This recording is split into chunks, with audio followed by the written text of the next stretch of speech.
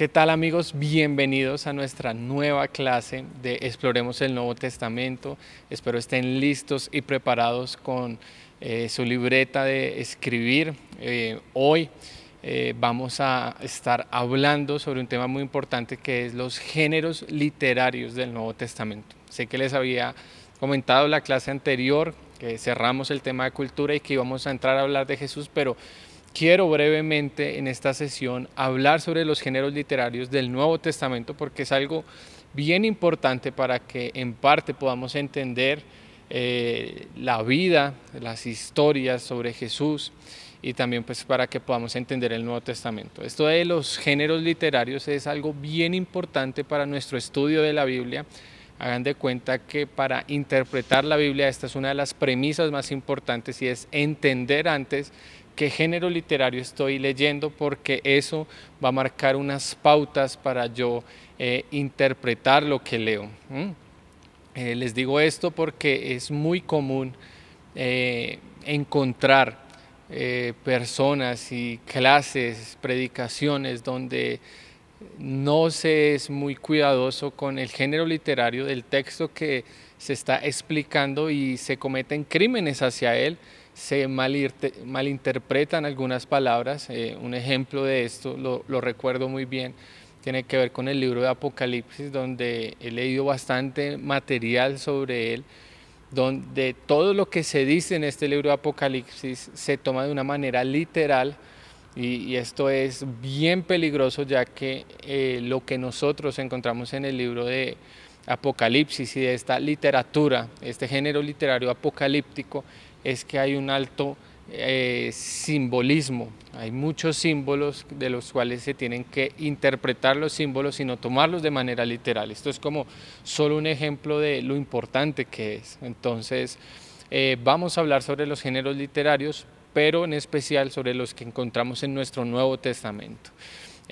Vamos a iniciar con unos presupuestos bien importantes que nos van a ayudar tanto para el Antiguo como el Nuevo Testamento respecto a este tema. Y lo primero es que la Biblia no es un libro homogéneo. Tal vez ya se los he dicho antes, pero es importante recordar que la Biblia no es un solo libro, sino que tenemos ahí varios libros, es una biblioteca entera. Entonces, lo que tú lees en Génesis y lo que sigue de ahí en adelante no siempre va a tener el mismo género literario, no tiene el mismo autor, no tiene la misma época y no tiene el mismo género literario. Entonces eso es bien importante para nosotros entender las diferencias que nosotros vamos a encontrar, por ejemplo, entre leer una carta y leer un evangelio. Son dos aspectos totalmente diferentes. Lo segundo es que ya cuando nosotros entendemos que cada libro tiene su género, vamos a entender que cada género y cada libro va a tener sus reglas particulares que aplicar. Y esto es porque cuando hablamos de un género literario estamos hablando de un grupo de textos que muestran una configuración similar, coherente y que tiene unos rasgos literarios que implican forma y contenido muy similares entre ellos. Entonces, cuando alguien a ustedes les dice y empieza, érase una vez, tú sabes que ya está entrando hacia un género literario sobre cuentos, mitos o tal vez alguna leyenda, ¿sí? Diferente a cuando tú lees una noticia. Cuando tú entiendes cuál es el género literario, sabes qué cosas debes aplicar ahí. Lo siguiente que te quiero comentar es que ya específicamente hablando del Nuevo Testamento, nosotros nos vamos a enfocar en 4 géneros literarios. Y estos están divididos entre los primeros 4 libros de nuestro Nuevo Testamento, que son Mateo, Marcos, Lucas y Juan, ¿sí? Que a ellos podríamos decir que su género literario es el Evangelio. Por eso les decimos evangelios y a veces es como muy común y recurrente decirlo, pero no entendemos a qué nos referimos con ello. Luego encontramos el libro de Hechos, que podríamos decir que es historiografía, pero bueno, ahorita les comento un poco más, solo el libro de Hechos.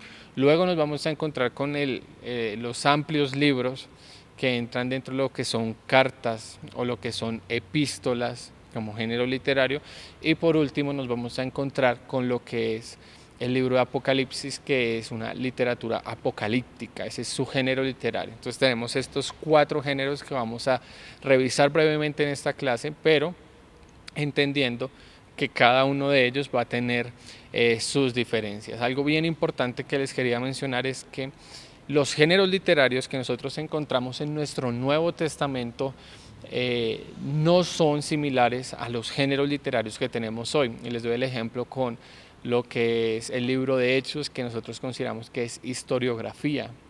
Y lo que quiero darles a entender acá es que esta historiografía que nosotros encontramos en el libro de Hechos no es igual al concepto que nosotros tenemos hoy sobre historiografía, porque cambian sus propósitos, ¿sí? Por ejemplo, el Nuevo Testamento, cuando nosotros hablamos de biografías que encontramos que son muy similares en el Evangelio, bueno, no es igual a como lo hacemos hoy, porque si recordamos un poco en las biografías que nosotros tenemos sobre Jesús, varias de ellas omiten grandes periodos de su vida, algo que no se hace en la historiografía del siglo XXI y reciente, en las biografías. Entonces, esto para marcar algunas diferencias y entender que no vamos a encontrar siempre lo mismo. Así que ya teniendo este marco de referencia, me gustaría darles algunas pequeñas características de estos géneros literarios. Vamos a iniciar con evangelio. Nosotros estamos, como se los repetí ahorita, como se los dije, estamos acostumbrados a mencionar la palabra evangelio. Es una de las palabras muy importantes que se menciona en el Nuevo Testamento, en la enseñanza de Pablo, en la enseñanza de los apóstoles, y se habla de que incluso Jesús predicó el evangelio, ¿sí? Y el libro de Marcos inicia describiendo que este es el evangelio de Jesucristo, de nuestro Mesías. Entonces, esta palabra es bien común, pero a veces no entendemos a qué se refiere. Y cuando nosotros hablamos de evangelio, estamos hablando de un anuncio que inició oralmente, eso recuérdenlo, y que es una buena noticia de salvación. Si nosotros vamos al significado directo de la palabra evangelio, significa buena noticia. Y las personas que estaban familiarizadas en ese momento con el término, siempre tal vez lo podían relacionar con buenas noticias, pero también específicamente con buenas noticias respecto a guerras ganadas del imperio o respecto a buenas noticias enviadas por el emperador. Entonces era una buena noticia. En este caso nosotros la tomamos como una buena noticia de salvación.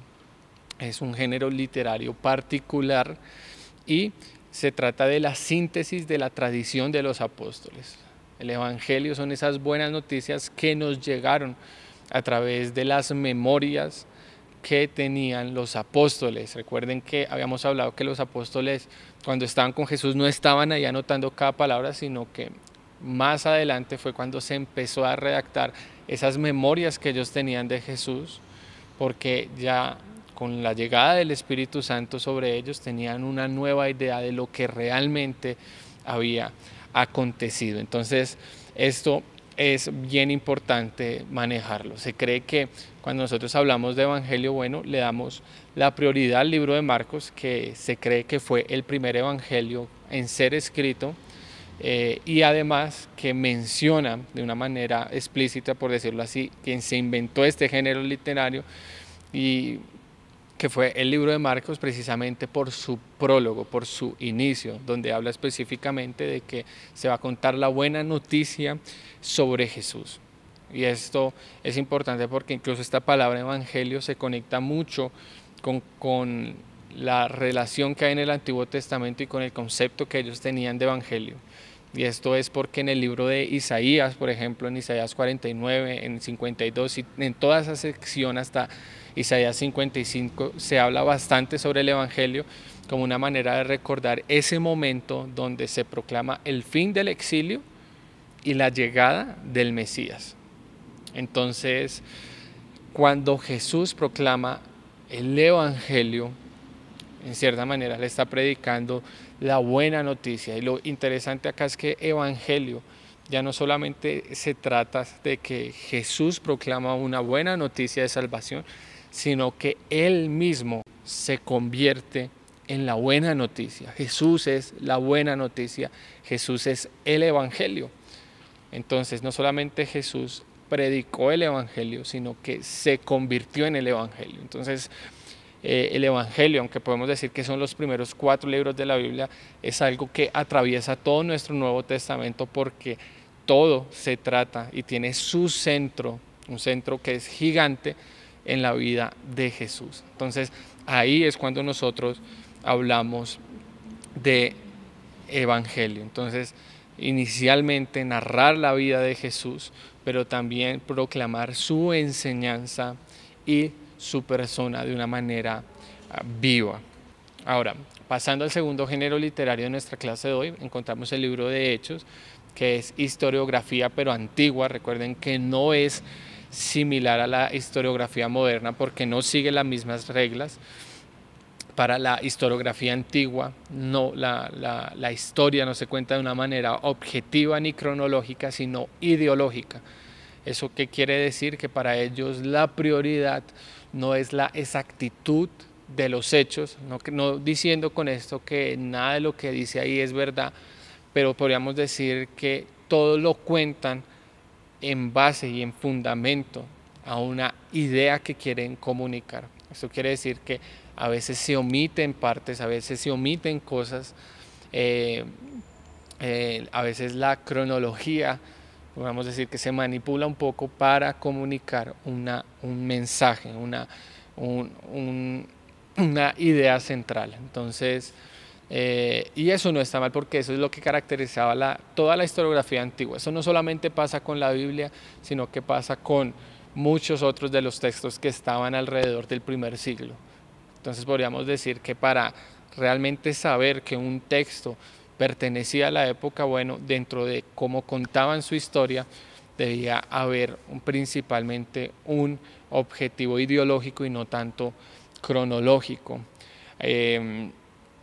Ahora, cuando nosotros hablamos de esta historiografía antigua y del libro de Hechos, estamos hablando principalmente de que es un libro muy importante para nosotros entender el testimonio que vamos a ver más adelante de las cartas del Nuevo Testamento. Sin el libro de Hechos nosotros vamos a quedar sin un fundamento muy claro sobre las cartas de Pablo y sobre incluso las otras cartas universales que encontramos en el Nuevo Testamento. Así que es un buen consejo leer el libro de Hechos para encontrar algunas referencias y entender algunos contextos que estaban sucediendo en las cartas. Ahora, ¿cómo se recopilan esta historiografía antigua? Bueno, por la experiencia directa y también al escuchar de otras personas. Era bien importante. Un historiógrafo era una persona que estudiaba bastante y que escuchaba todo lo que se decía alrededor de la historia que quería construir. Entonces ellos escuchaban, recopilaban, evaluaban y luego ellos, según su propósito, comunicaban su mensaje. Podríamos decir que de la historiografía antigua en general del primer siglo habían algunos propósitos bien importantes, y era primero ser una fuente de instrucción política. ¿Qué se quería decir con esto? Era decirles, miren lo que hicieron estos gobernantes en el pasado, bueno, ustedes no cometan los mismos errores y aprendan a gobernar mejor su país. Ahora, cuando hablamos de la historiografía en el libro de Hechos es particular porque no es solamente una instrucción política, sino una instrucción teológica. Miren lo que hicieron acá, bueno, aprendan de ello y háganlo mucho mejor. Entonces es una instrucción política. También esta historiografía tiene un propósito de confirmar el orden moral, y esto se refiere a que en ocasiones se eleva o se juzga una actividad que está sucediendo. Entonces se cuenta un hecho, pero a la vez se juzga como algo muy positivo o como algo muy negativo lo que está sucediendo en ese momento, ¿sí? Podríamos pensar, por ejemplo, en Hechos 15, donde se habla de lo que deben o no deben hacer los gentiles para pertenecer al pueblo de Dios, para pertenecer a la iglesia.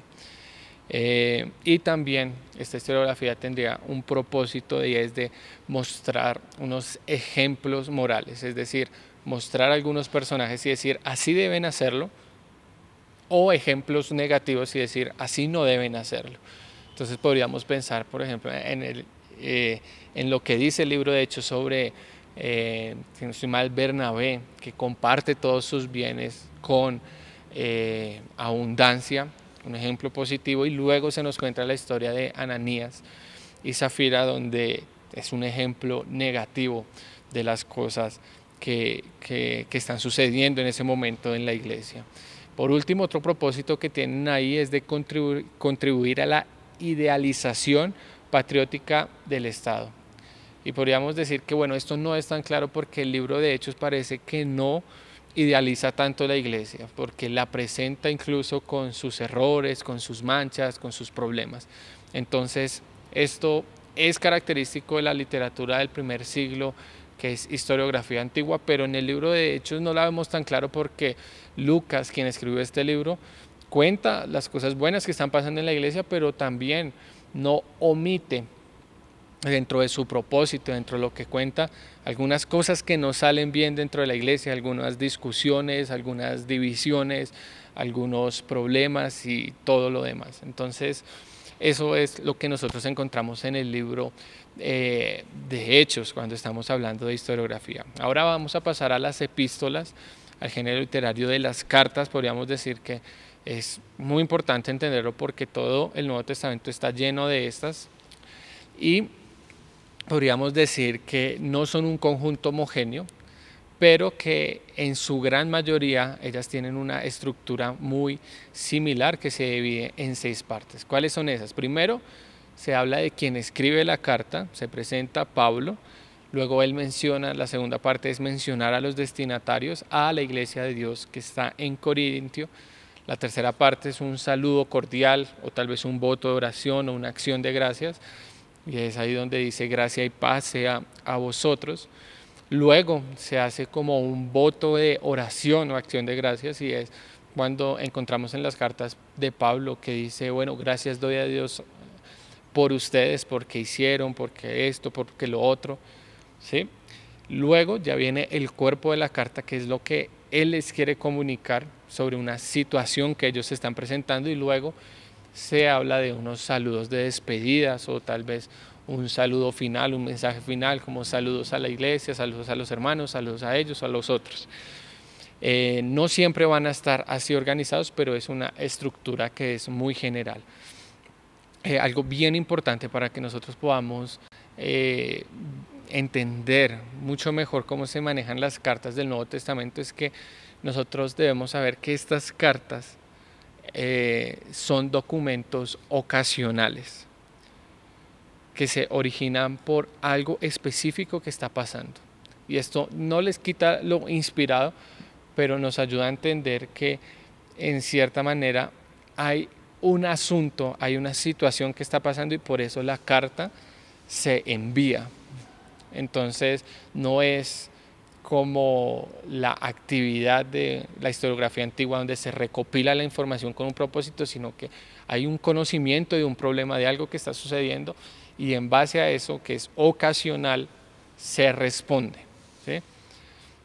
Entonces están originadas, se originan las cartas y están motivadas por una coyuntura específica. Y otra cosa bien importante que hay que entender de esta coyuntura específica es que nosotros en este momento, cuando leemos las cartas, conocemos cuál es la respuesta a esa coyuntura, pero no conocemos muy bien cuáles serán esas coyunturas y cuáles serán específicamente las preguntas que quiere resolver la persona que envía la carta.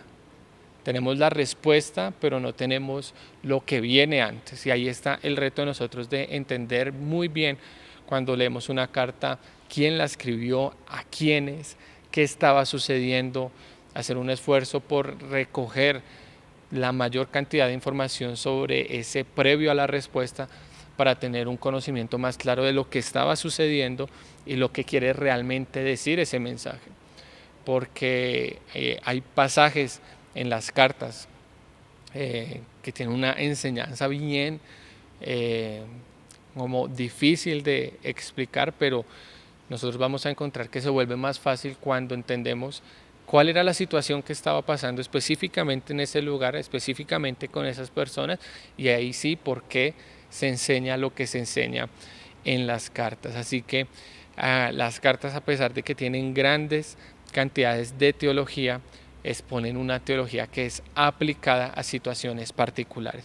Y lo que nosotros debemos entender acá, y es nuestro desafío, es que debemos entender cuál es esa teología que aún es aplicada a nosotros y no solamente traer esa situación a nuestro presente, porque hay algo que es un principio que va a ser universal, ¿sí? Que va a ser vigente, llamémoslo así, para nosotros, pero hay algo que debe quedarse en la época y no lo debemos traer porque pertenece a la época y no pertenece a lo que debemos traer hoy, ¿sí?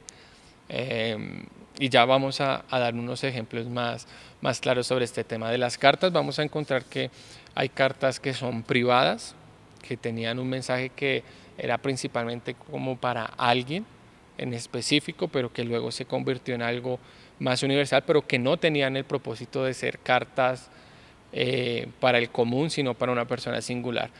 Hay otras cartas que sí están dirigidas a un grupo de personas, a una comunidad que tenía pensado un público más grande. Hay cartas que son de amistad, que no estaban, igual que las privadas, diseñadas para estar o ser leídas en lo público, pero que entablan un diálogo, ¿sí? Y pues tenemos las epístolas, que a pesar de que pues es de lo que estamos hablando ahorita, podríamos decir que la intención de estas cartas es un instrumento literario para enseñar filosofía, ciencia, ética u otra cosa. Entonces, pensemos un poco ahí en Romanos, que es una carta mucho más doctrinal, de doctrina, ¿vale? Las cartas se componían en papiros, se escribían, se enrollaban y cuando ya estaban una vez enrolladas se ponía la dirección y el nombre del destinatario y del remitente.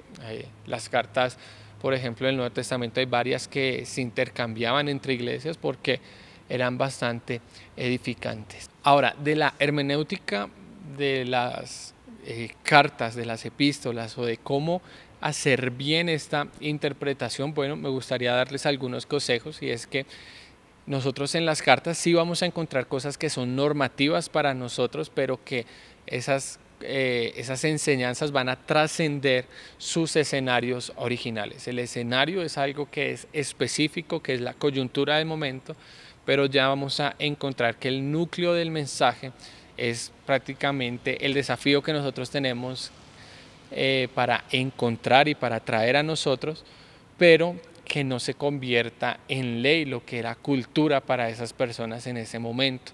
Piensen en algo, por ejemplo, cuando se habla de el pelo en la mujer y que debe ponerse, taparse, cubrirse el pelo cuando va a orar. Bueno, esto era algo totalmente cultural, era algo de la cultura del momento, porque quienes andaban en este momento de la historia con la cabeza descubierta eran las prostitutas. Entonces era una forma de diferenciar esto, pero ya en nuestro tiempo moderno pues esto no sucede. Sin embargo, hay lugares donde se le exige a la mujer que tiene que ir con el cabello cubierto para participar de oraciones o de participar de una reunión. Entonces esto como un ejemplo de no traemos la cultura, no deberíamos traer la cultura, no traer de manera literal lo que está sucediendo ahí. Entonces esto es importante para nosotros interpretar las cartas. Lo segundo es que nosotros debemos entender qué se mantiene en todas las culturas, ¿sí? Cuando encontramos en las cartas que se habla sobre la mentira, que se habla sobre el odio, que se habla de de la envidia. Bueno, esto es algo que trasciende las culturas, pero cuando nosotros encontramos como datos sobre la comida sacrificada a ídolos, sobre los detalles del cabello de la mujer o del cabello del hombre, bueno, ahí son cosas que son culturales. Entonces es diferenciar qué es algo que trasciende las culturas, como estos asuntos sobre la mentira, el engaño, sobre la inmoralidad, ¿sí? Pero ya diferenciarlo sobre esos aspectos que pertenecían al primer siglo y que en este momento no están vigentes para nosotros o es diferente.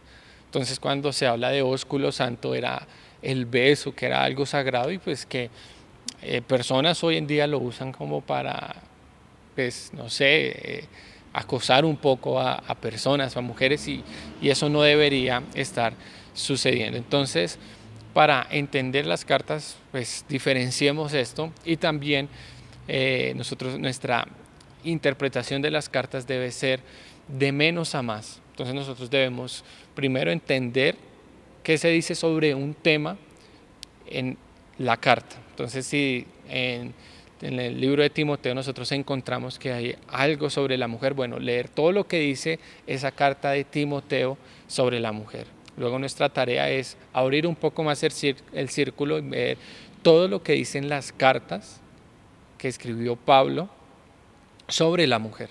Luego abrir un poco más el círculo y encontrar todo lo que dice las cartas, tanto las de Pablo y las de no, sobre la mujer. Y luego abrirlo más para encontrar lo que dice las cartas y todo el Nuevo Testamento sobre la mujer, porque es muy peligroso cuando nosotros leemos algo que está en una carta de una manera aislada, un solo versículo, y lo tomamos como una verdad doctrinal inamovible y no entendemos que eso hace parte de una respuesta a algo que está sucediendo y que no es lo único que dice respecto al tema a lo largo de todo el Nuevo Testamento. Entonces, esto háganlo para todos los temas. Ustedes encuentran un versículo tal vez conflictivo sobre lo que dice la mujer, bueno, abran el círculo para ver qué más dice sobre la mujer, abran el círculo para ver qué encuentran en el libro de Hechos sobre la mujer y Pablo, si es que Pablo sacaba a todas las mujeres de taquito o tenía lideresas mujeres dentro de su equipo, y ábranlo mucho más a ver qué hay en el Evangelio sobre lo que Jesús hace con las mujeres, y ahí sí podríamos tener una visión más clara de la enseñanza, no de solamente un versículo aislado que corresponde a un problema que estaba sucediendo en la iglesia particular en ese momento. Entonces, esto para que nosotros evitemos ese literalismo selectivo, donde nosotros sí vamos a encontrar en las cartas un principio absoluto, pero las aplicaciones van a ser específicas y diferentes. Ya para terminar nuestra clase de hoy, quiero mostrarles solo un poquito sobre la literatura apocalíptica. La literatura apocalíptica tenía dos propósitos, o tiene un doble propósito, que son vigentes ahora. El primero de ellos es animar y consolar al pueblo en medio de su sufrimiento y persecución. Y ese ánimo se daba respecto a cosas positivas que iban a suceder. Y también el segundo propósito era para enseñarles al pueblo cómo debían vivir mientras venía o mientras regresaba el Señor. Entonces, esos eran los dos propósitos. Y es interesante porque esos dos propósitos en ningún momento tenían la idea de comunicar miedo o temores sobre las personas. Tenía la idea de comunicar todo lo contrario. La literatura apocalíptica estaba diseñada para comunicar esperanza a las personas. Sin embargo, la manera en que nosotros estamos transmitiendo ese mensaje es de bastante temor, de bastante miedo, de bastantes cosas que no era su sentido original. O sea, el libro de Apocalipsis no está en nuestra Biblia para generarnos miedo, sino para generarnos esperanza y enseñarnos cómo vivir esa esperanza en el tiempo de espera. Otra característica o una premisa que encontré en una de las bibliografías para la clase, que me parece muy importante, que nos sirve para interpretar el libro de Apocalipsis, es que es esta y dice: si los periódicos de hoy son una necesaria clave para interpretar este libro, el libro de Apocalipsis, entonces ninguna generación habría podido entender y obedecer sus demandas hasta nuestros días. ¿Esto qué quiere decir? Que cuando nosotros asociamos demasiado el libro de Apocalipsis hacia las noticias que están sucediendo, hacia los cambios y todo lo demás, estamos quitando la importancia que tuvo para los primeros cristianos y para toda la generación anterior a nosotros, diciendo de una manera implícita que este libro fue escrito para nosotros y que para ellos nunca tuvo un sentido original. Entonces, esto se los digo porque nosotros debemos entender que este libro de Apocalipsis, aunque tiene asuntos de una visión futura, tenía un mensaje para la primera audiencia, para las primeras personas. ¿Listo?